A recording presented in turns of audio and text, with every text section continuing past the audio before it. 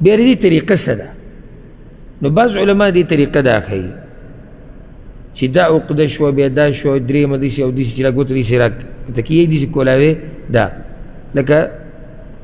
الله اکبر الله اکبر الله اکبر الله اکبر الله اکبر 5 پیرې شو بیا الله اکبر الله اکبر الله اکبر الله اکبر 10 پیرې شو دا طریقه هم کولی شي او که یو ګوته باندې 3 ذکر کړي چې دې کې 3 بند دي دا هم صحیح دي سبحان الله سبحان الله سبحان الله سبحان الله سبحان الله سبحان الله دا هم صحیح دي نو په یو لاس کې څو شو 15 چې کوم درته اساني هغه کوه په دې کې سختي نشته دې کې خبره پراخه ده دلته یو اهمه مسله هغه دا ده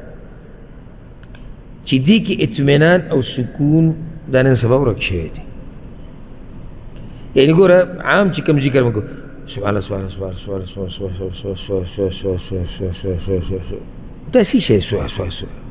الله اکبر الله اکبر الله اکبر الله اکبر الله اکبر الله اکبر الله اکبر الله اکبر عام دا طریقه ده الله اکبر الله اکبر الله اکبر الله اکبر الله اکبر الله اکبر الله اکبر او ډزه منډه ته الله یادې که څه کې سبحان الله سبحان الله سبحان الله سبحان الله سبحان الله سبحان الله الله اکبر الله اکبر الله اکبر صحیح ذکر کوه دې ته ما ډېر وخت نه ما سوچ کړی چې زه دا کسان وینم که نه خواوشا کې یا سلام وګرځم دې خلکو ته ګورم زما خو نظر او څو سیکنډ او پیسه ختم شي لږ خو لږ ورسره بوډي کوه ته الله یادې سبحان الله یعنی الله پاک دی د هر عیب نه پارامي ووایه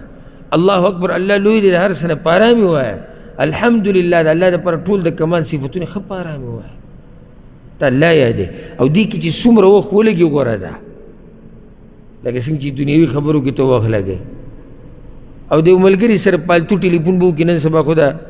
ایمو وټساپ یې راوتي دي ټلیفونونه والا هم ډېر شوي دي و چې دا پې لږ د پیسو دی شي بیا ډېره مزه کوي ټرت ته ور سړی به ټلیفون یاره ما چې ستا تپوس وکړم فري ایمو وي که نه نو بیا به دی لږ غوږ کې به دا شی پروت وي د خلکو نه دی انګریزانو زموږ نه سم لیوني جوړ کړي په دې غوږ کې به دا شی پروت وي او ځان سره به لګیا په روډ ته به چې د لیونۍ ځان سره خبرې کوي ګاډي کې به او دقه بس لګیا وي او کار کې هم لګیا وي په کټ کې هم لګیا وي ښځې سره بچو سره ملګرو سره یعنې زه یم چې د ده په عملنامه کې به څه لیکلی کېږي ډېر سهار نه ماښام پورې دی لیکي نو چې کله د الله د یادولو ټیم راشي الحمدلله الحمدلله الحمدلله الحمدلله په حرام خیر دی که ټیم دی نه وایي ذکر خو سم ذکر یو دا مسله دا صحیح ده که نه ده تاسو به ښه خلک یې تاسو به دا صحیح کوئ خفه نه شئ تاسو به دغه په ارام والا ذکر کوئ خو ما ډېر لیدلي چې هغه